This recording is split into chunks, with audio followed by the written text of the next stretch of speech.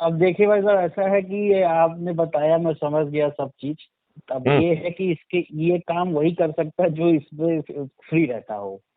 बात मेरी समझिए। मतलब हम गुलामी करने के लिए फ्री हैं, जूते खाने के लिए फ्री हैं, अत्याचार सहने के लिए फ्री हैं, कर का बोझ नहीं सहने के लिए फ्री हैं, कोई नहीं, हमें हमारा हमारे ऊपर कहने का अत्याचार मतलब करे, ये नहीं हमारी है। रिपोर्ट ना लिखी जाए, इसके लिए हम फ्री हैं। लेकिन देश के लिए अच्छा काम नहीं, करने के लिए हम फ्री नहीं हैं। हमारा कहने का दूसरा मकसद था, ये था कि इन सब के लिए टाइम देना पड़ेगा।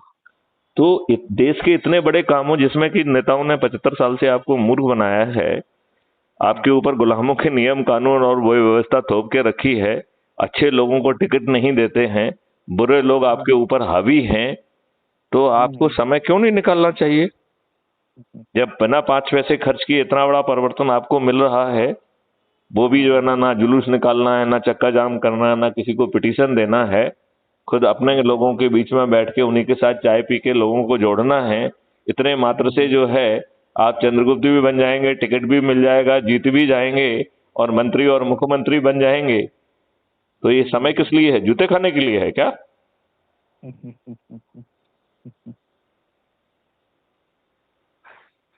इतने में तो जो है नए उम्र के बच्चों में खून में उबाल आ जाना चाहिए कि हाँ मैं चंद्रगुप्त बनूंगा, या चंद्रगुप्त नहीं बनूंगा तो सदस्य तो बन के जो है ना 90 लोगों को जोड़ने का तो कृत संकल्प में लेता ही हूं।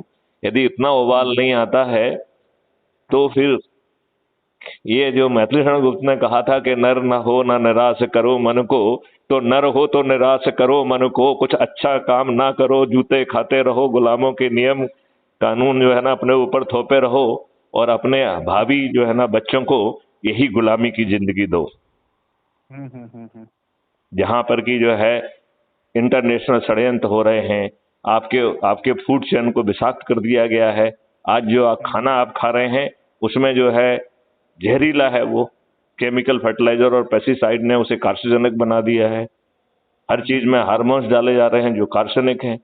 जो आप दवाइयां खा ले रहे हो, वो दवाइयां जो है ना दे आर इंजूरियस। आपकी बॉडी की सेल विद्रोह कर गई है, और जो बॉडी की सेल बहुत बुद्धिमत्ता थी, जिसमें कि इतने ट्रिलियंस ऑफ बाइट की मेमोरी थी, वो आपके विरुद्ध विद्रोह करके जो है मेलाइन से जो है बेनाइन से मेलाइन हो गई है, कैंसरस हो गई है। हम कब जागेंगे? चलिए ठीक है, आप भेजिएगा, मैं देखता हूँ। ठीक है। यही तो मैं बात कह रहा हूं कि खून में उबाल ही नहीं आता है, बेकार है, ठंडा है खून। ये ठंडे खून वाले ही इस देश के लिए जो है ना नासूर बने हुए हैं। आज तो सोचो, तुम नासूर बनना चाहते हो या देश के अच्छे व्यक्ति बनना चाहते हो? देशद्रोही हो या देश प्रेमी हो? जो इस समय नहीं जागेगा वो देशद्रोही है। बात आप समझ रहे हैं या नहीं?